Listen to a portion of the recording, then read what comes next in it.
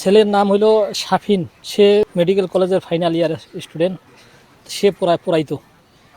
হ্যাঁ, একটা ব্যাচে সে পড়াইতো। এরকম আরও 7টা সাবজেক্টে, 8টা সাবজেক্টে আরও 8 জায়গায় 8টা ইয়া দেওয়া ছিল। আমি এই বিষয়ে মামলাটা রুজু করতে পারছি, যেই জড়িত থাক না কেন, সে প্রাইভেটে যাওয়ার কথা, সেইখান থেকে নর্থ ভিউয়ের ওখানে গেল কেমন কীভাবে, আমি এখন পর্যন্ত জানতে পারতেছি না। যে জড়িত থাকে এটার সাথে, আমি যদি কেউ এটার সাথে জড়িত থাকে, আমি ন্যায় বিচার চাই।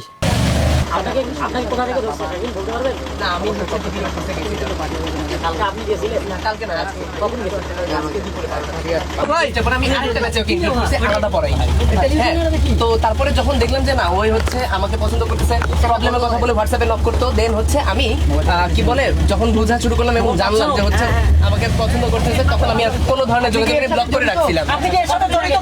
কোনোভাবেই না। আমি গতকালকে ওই টাইমগুলোতে প্রাইভেট পড়াচ্ছিলাম, প্রায় 3 মাস হবে। তাই 3 মাসের পরে আমি আর পড়াইনি ওকে।